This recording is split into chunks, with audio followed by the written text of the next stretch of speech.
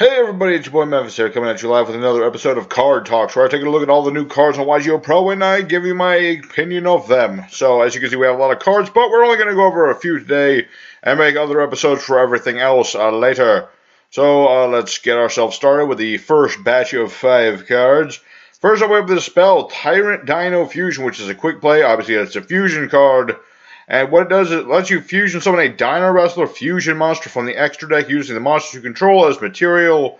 And the first time that monster would be destroyed by a card effect, it is not destroyed. So basically it's just a fusion.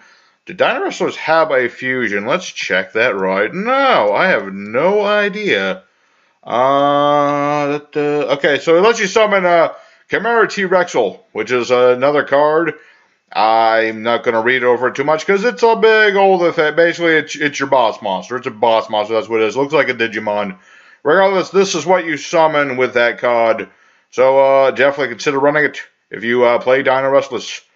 Next up, we have the spell card Crusadia Testament, which is a quick play spell card, which allows you to do one of two things. You can either blank it so your opponent cannot activate cards or effects in response to the activation of Crusadia monsters' effects this turn.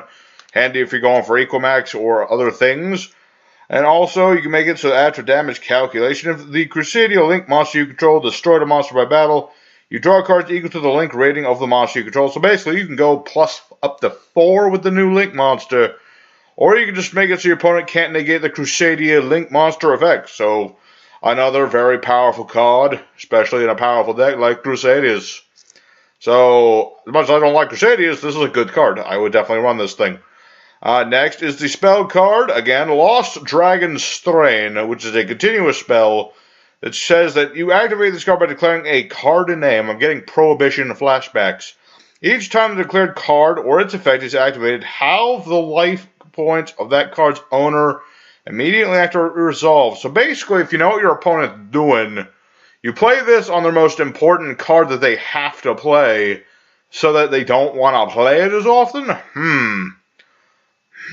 Interesting concept. I don't know, but there's more. During the end phase of the turn this effect is applied, send this card to the GY. If your opponent controls a monster, this card cannot be destroyed by card effects. Interesting.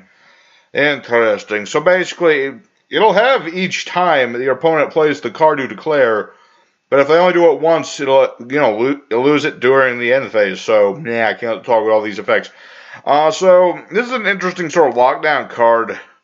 It certainly wouldn't go very well going first. I mean, it's kind of an anti-meta card in its own sense, because if everyone's playing the same meta deck, you know what they're going to be trying to do. So I can see somebody trying to lock someone down with this thing. So I'm interested. Just as I'm interested in this thing. This is Mortschlag. I think I'm pronouncing that vaguely right. It's a equip spell of a guy holding a sword the wrong way. Interesting.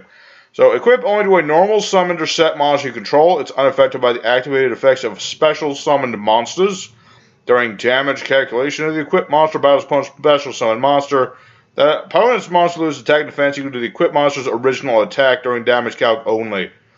So basically, if your opponent summons some big extra deck monster or some such, you equip this onto your normal summoned monster and use that to ram into the special summoned monster. That's pretty much the gist of it. That's basically what you're supposed to do with this card. It's pretty much a one-trick pony. It's interesting. I could see this being run into... I don't know what you'd run this in. You'd probably make a deck more or less around this. But interesting to say the least. And we got one more today. We've got Stand-In, which is a quick play spell which shows what appears to be... what do they call it again? Abyss Actors. That was it. I remember now. Abyss Actor support maybe. Tribute a monster. Target a monster in your opponent's graveyard with the same type and attribute. Special summon it to your field.